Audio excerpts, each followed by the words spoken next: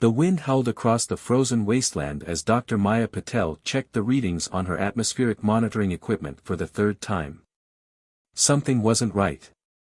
The storm that had appeared on their radar wasn't behaving like any Arctic weather system she'd studied in her 15 years of climate research. "Marcus, come look at this," she called to her research partner, who was securing their equipment against the approaching storm.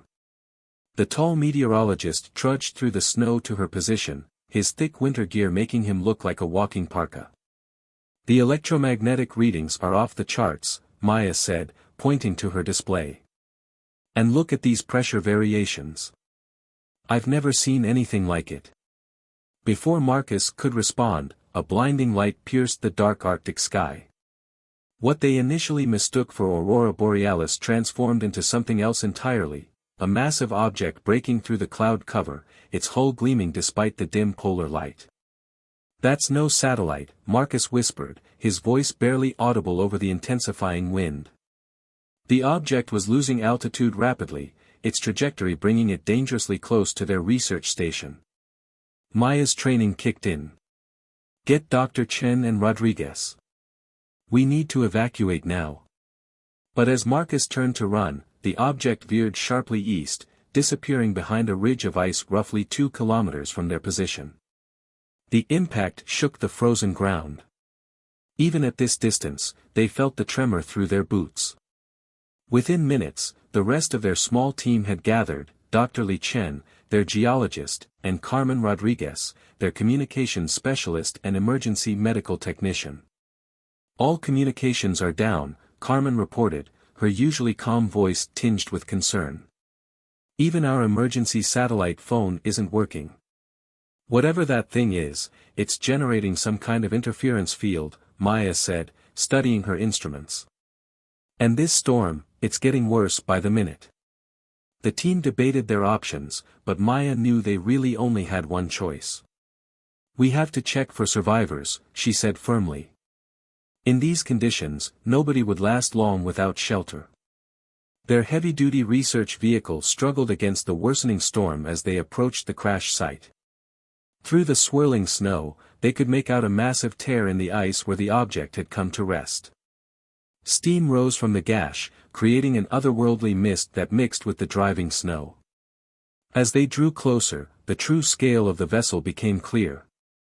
It was easily the size of a small office building, its metallic surface covered in geometric patterns that seemed to shift and change as they watched.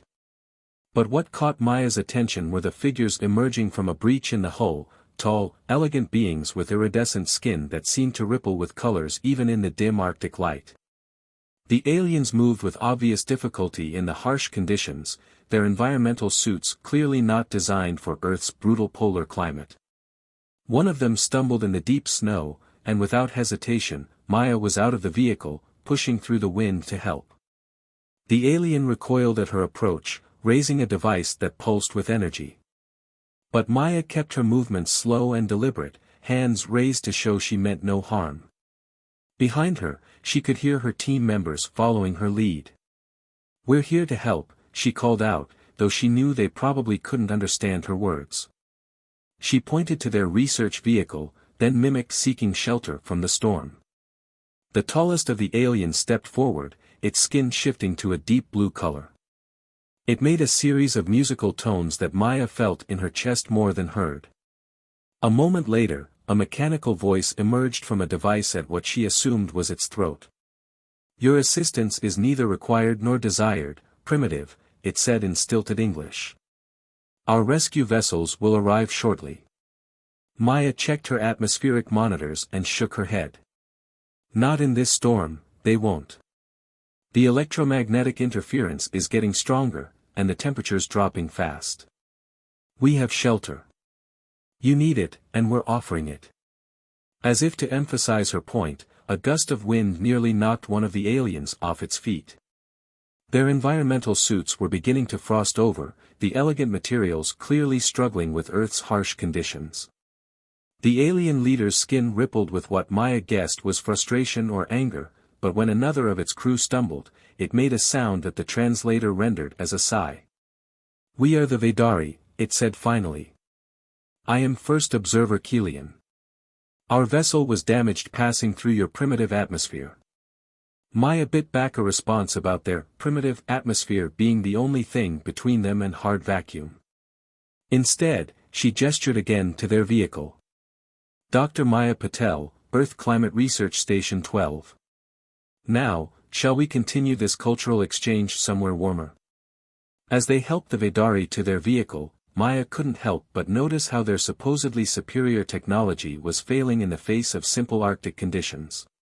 Sometimes, she reflected, survival didn't require advanced technology, it required experience, adaptation, and most importantly, cooperation. What nobody realized as they fought their way through the storm was that this unlikely meeting would change not just their lives, but the future of both their species. The real challenge wasn't just surviving the Arctic storm, it was learning to see past their differences to recognize the strength in each other's ways of thinking. The research station's main module groaned under the assault of the strengthening storm. Inside, an unlikely group of humans and aliens huddled around the central heating unit, an awkward silence hanging in the air. The Vedari's environmental suits had begun to malfunction in the extreme cold, forcing them to accept the humans' offer of thermal blankets, a fact that seemed to pain First Observer Kilian visibly. Dr. Li Chen watched the aliens with barely concealed fascination as he reviewed the station's ground-penetrating radar data. The crash had triggered something unexpected in his readings, anomalies that shouldn't exist in natural ice formations. But before he could analyze them further, the station's lights flickered ominously. "Generators struggling," Carmen announced, checking the system diagnostics. "The electromagnetic interference from their ship is playing havoc with our power grid." One of the younger Vedari, who had introduced themselves as technical specialist Zara, moved forward with surprising grace. "Perhaps we could assist. Our portable power cells are failing in these temperatures just like everything else you brought," Kilian interrupted sharply, their skin flashing a deep purple that Maya had started to associate with frustration. Marcus, who had been quietly monitoring the storm, suddenly straightened. "Everyone, you need to see this." He turned his tablet around, showing a thermal imaging map of the area. "The ice under the crash site, it's changing." The images showed a spreading pattern of heat beneath the surface, but it wasn't coming from the Vedari ship. Instead, it seemed to be emanating from something deep under the ice, something that the ship's impact had somehow awakened. "Impossible," Kilian declared, but their skin had shifted to a pale yellow that none of the humans had seen before. "Our scans showed no technology or energy signatures in this region before our landing." "Maybe you weren't looking for the right things," Lee suggested carefully.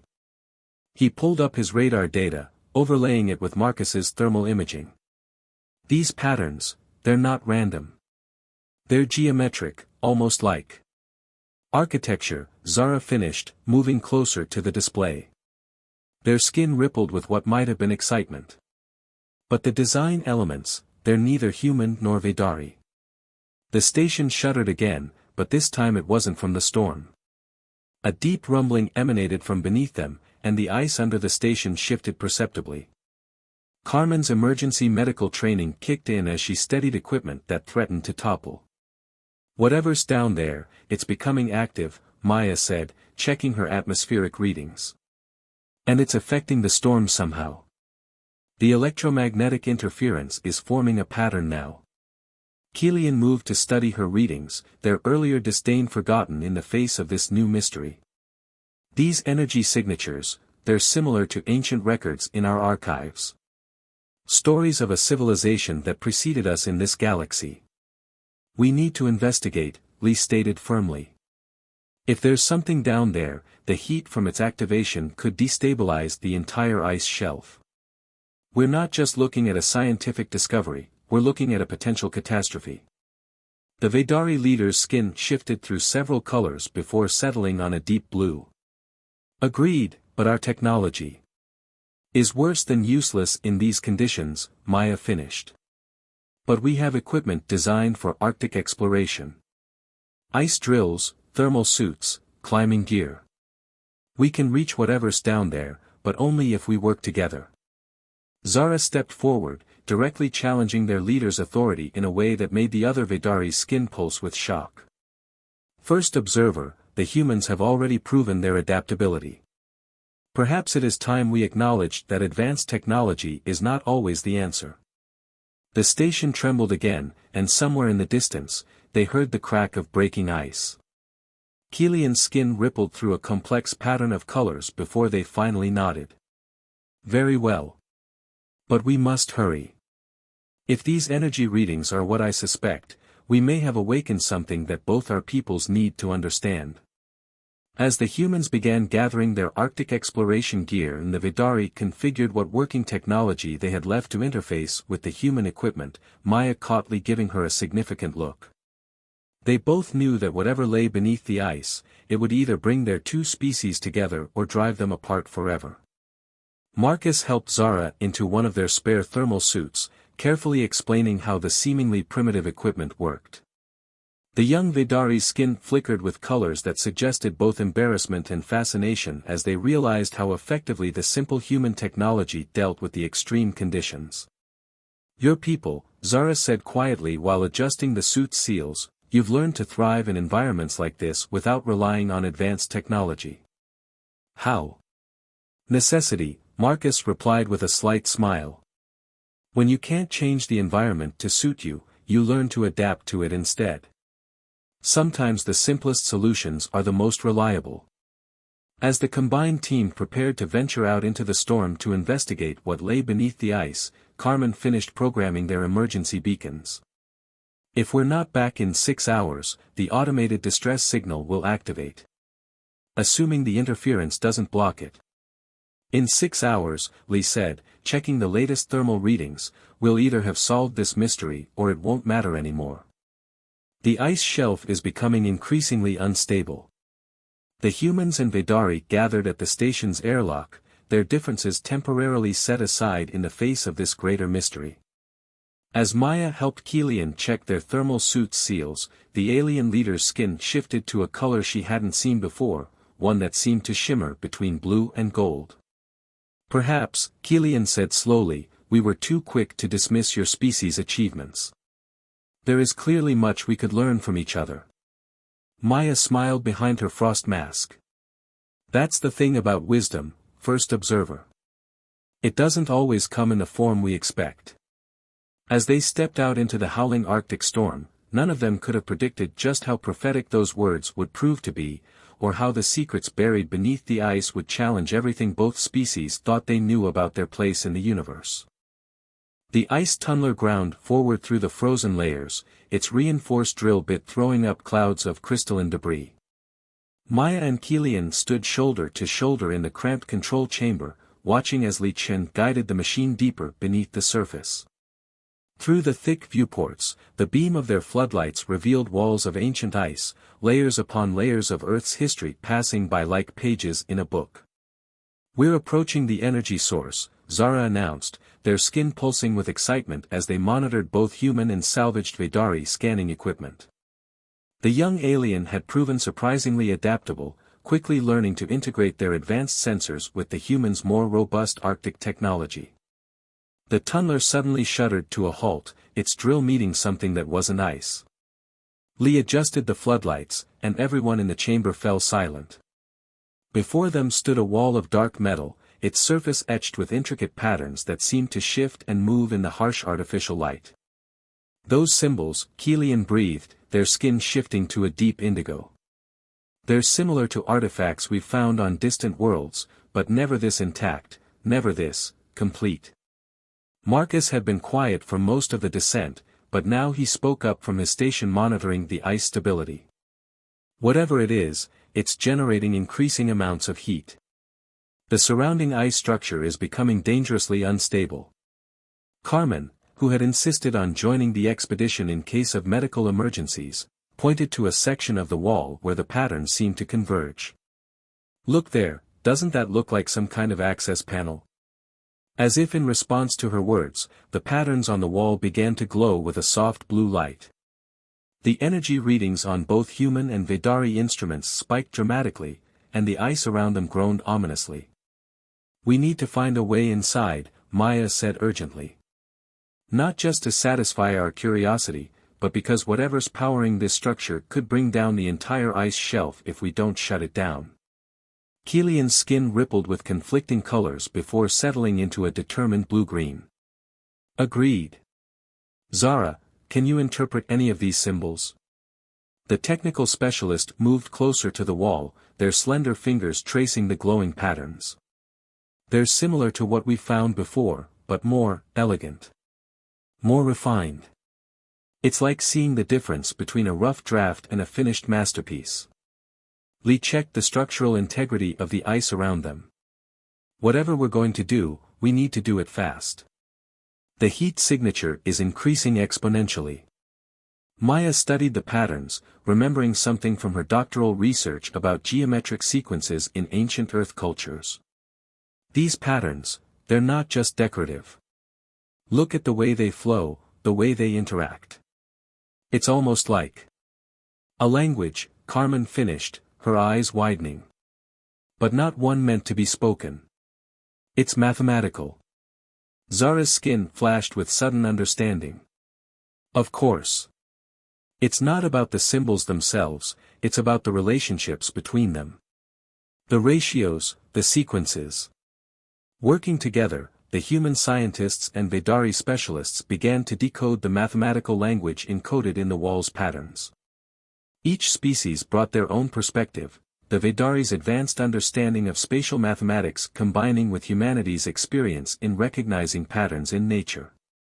It's a test, Keelian realized, their skin shifting to a thoughtful purple. The builders wanted to ensure that only species capable of both mathematical understanding and cooperation could gain access. The ice groaned again, more urgently this time. Marcus's voice was tense as he reported, temperatures rising faster now. We've got maybe 20 minutes before the structural integrity of the ice becomes critically compromised. Maya and Zara worked feverishly to solve the mathematical sequence, each bringing their species' unique insights to the problem. The patterns on the wall pulsed brighter with each correct calculation, but time was running out. There! Maya exclaimed as they input the final sequence. The wall before them shimmered, and a doorway materialized in its surface, leading into a chamber that defied everything both species thought they knew about ancient Earth. But before they could celebrate their success, the ice above them cracked with a sound like thunder. The tunnel began to collapse, forcing an immediate decision. Everyone inside! Maya shouted as chunks of ice began to fall around them. The combined team rushed through the doorway, Keelian pausing only long enough to grab their remaining functional scanning equipment.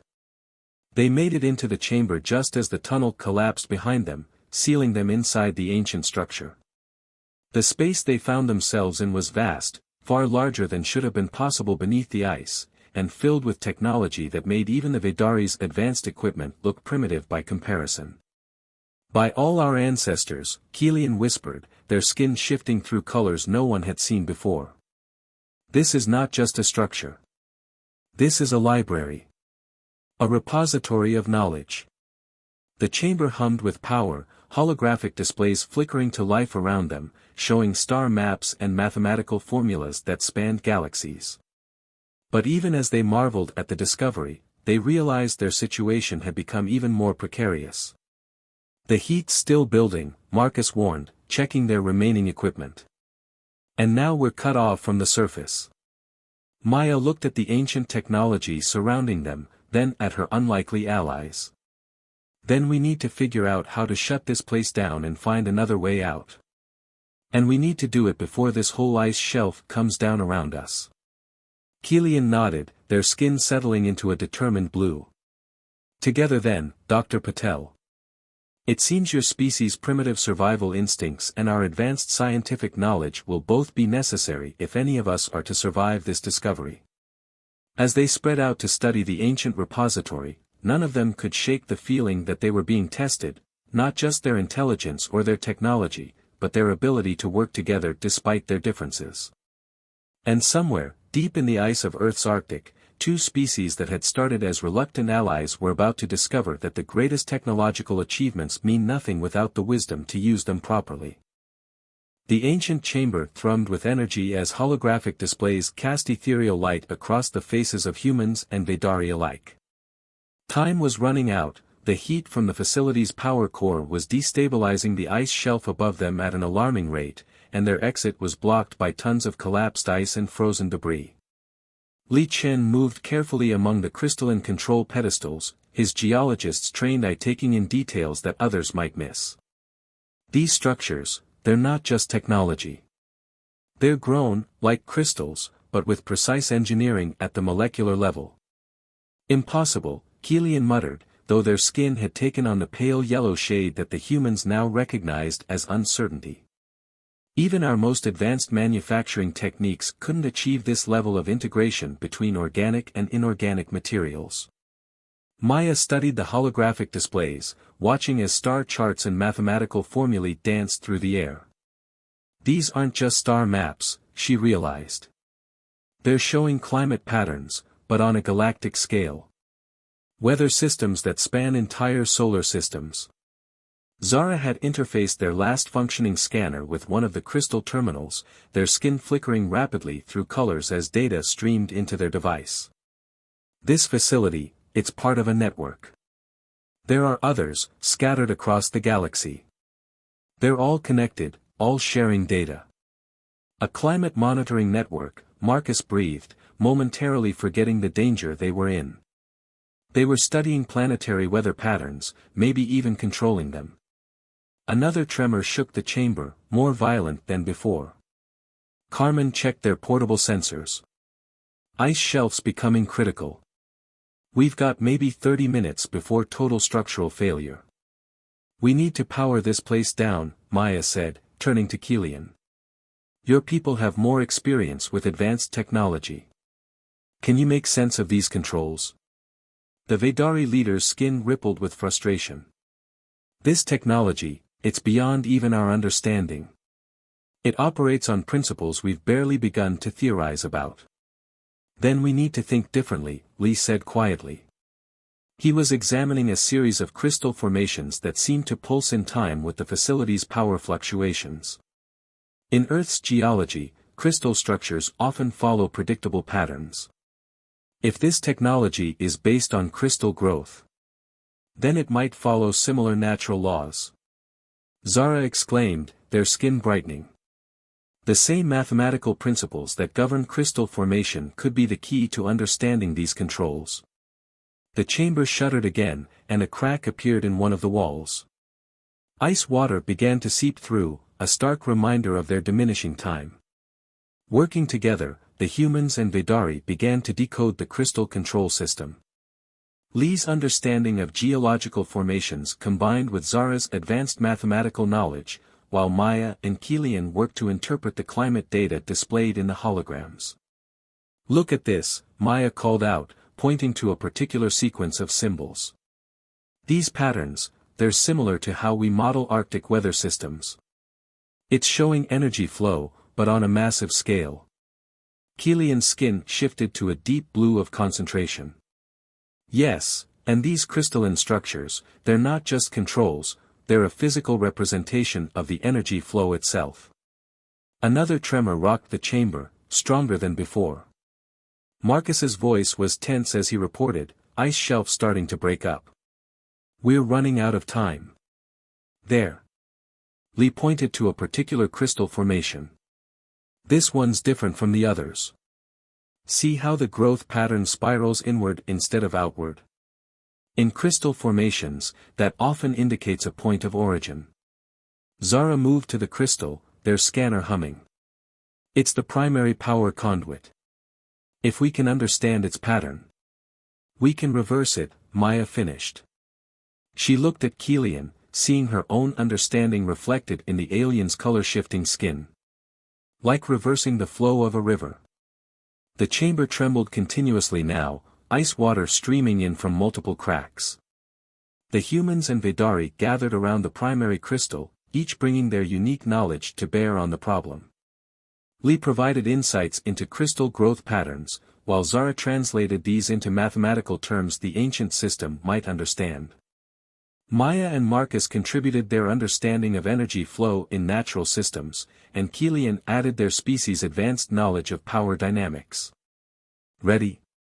Maya asked, looking at each member of their unlikely team. At their nods, they began the shutdown sequence, using the crystal's own natural properties to reverse its energy flow. The chamber's hum changed pitch, dropping lower and lower. The holographic displays flickered and began to fade. For a moment, nothing seemed to be happening, then suddenly, the energy flow reversed with a sound like breaking glass. The crystal structures darkened one by one, their glow fading as the power drained away. The heat that had been building in the ice above them began to dissipate, but they weren't safe yet. The shutdown's working, Zara reported, their skin pulsing with relief. But the ice shelf, it's still breaking up. There. Carmen pointed to a section of wall where the fading holographic displays had revealed another doorway. Emergency exit. They raced through the opening, finding themselves in a sloping tunnel that seemed to lead upward through the ice.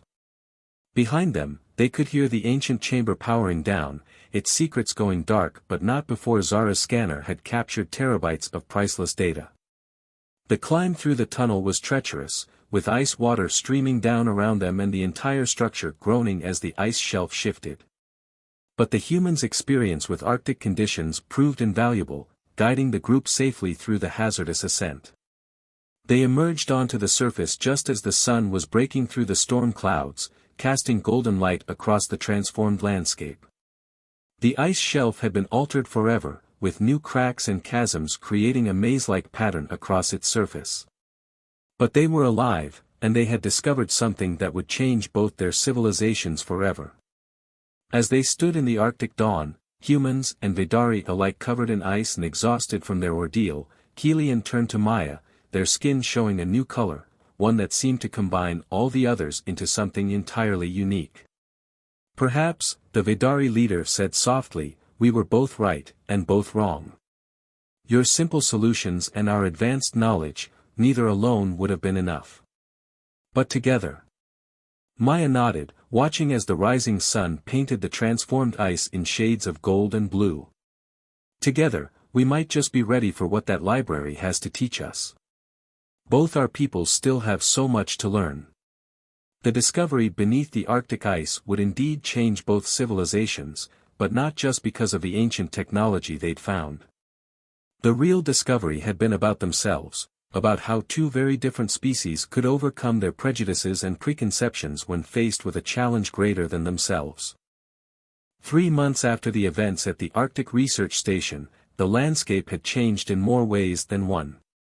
A joint human-Vidari research facility now stood where the ice shelf had fractured, its architecture a striking blend of Earth practicality and Vidari elegance. The facility's walls, designed to withstand the harshest Arctic conditions, gleamed with a subtle iridescence that mimicked the Vidari's color-changing skin. Maya stood at the facility's observation window, watching a group of human and Vidari scientists working together to install new monitoring equipment around the sealed entrance to the ancient chamber. The site had been declared a joint heritage location by both species, its secrets too important to be claimed by any one civilization. Still finding it hard to believe? Lee asked, joining her at the window. He had just returned from a conference where he had presented their findings about the crystal-based technology to an audience of Earth's leading scientists and Vidari technical specialists. Sometimes, Maya admitted. Though not as hard as some are finding it to accept that we're not alone in the universe, and that we might not be as primitive as others thought. A familiar musical tone announced Kilian's arrival. The Vidari leader's skin had settled into new patterns over the past months, showing colors that seemed to bridge the gap between their species' different ways of seeing the world. The latest data from our long-range sensors has confirmed it, Kilian announced, their translator now perfectly tuned to human speech patterns. There are 12 more facilities like this one scattered across the galaxy. Some are under oceans, others buried in mountains or deep in gas giant atmospheres. A network for monitoring and potentially controlling planetary climates, Marcus added, looking up from his workstation where he had been analyzing data from the ancient facility. The implications for solving climate change alone are staggering. Assuming we can understand the technology, Carmen said. She had become the facility's chief medical officer, studying how the extreme conditions affected both species differently. Those crystals are still largely a mystery. That's why we're here, Zara chimed in. The young Vidari had officially requested to become their species' first permanent scientific liaison to Earth. Their skin now displayed colors that other Vidari were beginning to adopt, colors that showed respect for human ingenuity rather than disdain for their supposed primitive nature. Maya turned from the window to face the gathered group. The ancient builders left us more than just technology. They left us a puzzle that could only be solved by different species working together. I don't think that was an accident. Indeed, Kilian agreed, their skin shifting to that unique blend of colors they had first shown after their escape from the chamber. Our preliminary translations of the data Zara recovered suggest the builders faced their own extinction not because of technological failures, but because of their inability to cooperate with other species. The room fell quiet as they contemplated this. Outside, the Arctic sun painted the ice in shades of pink and gold, while Aurora Borealis began to dance across the darkening sky, a reminder of the natural beauty that had drawn both species to this remote location. We've received word from both our governments, Maya announced, breaking the contemplative silence. The Joint Space Exploration Initiative has been approved. We'll be working together to locate and study the other facilities. And more importantly, Zara added, their skin flickering with excitement, we'll be developing new technologies together. The crystal interface designs are already inspiring innovations in both our societies. Lee gestured to a holographic display showing the latest crystal growth experiments. By combining Vidari quantum engineering with our understanding of Earth's natural crystal formations, we're beginning to grasp how the ancient builders thought. They didn't see technology and nature as separate things, they saw them as part of the same whole. A perspective both our species needed to learn, Kilian acknowledged. Their skin shifted to a color that humans had come to recognize as humility, something rarely seen in Vidari before their Arctic encounter. The facility's lights dimmed automatically as night fell, allowing the aurora's ethereal light to fill the room. The green and purple ribbons dancing across the sky reminded Maya of the patterns they had seen in the ancient chamber's holographic displays. We've got a long way to go, she said, watching as human and Vidari scientists continued their work outside, illuminated by the aurora's glow. But for the first time, we're walking that path together. And that, Kilian replied, may be the greatest discovery we made beneath the ice. Not the technology, not the ancient knowledge, but the understanding that true advancement comes not from superiority, but from cooperation. As if in response to their words, the aurora intensified, its lights reflecting off the facility's iridescent walls in patterns that mirrored both human innovation and Vidari sophistication. In that moment, watching their two species working side by side under Earth's Arctic sky, Maya realized that they had indeed discovered something far more valuable than ancient technology. They had discovered a new way forward, one that would take both their civilizations to heights neither could have reached alone. The legacy of their encounter in the Arctic would ripple across the galaxy, proving that sometimes the greatest wisdom lies not in advancing beyond nature, but in learning to work within it, and with each other.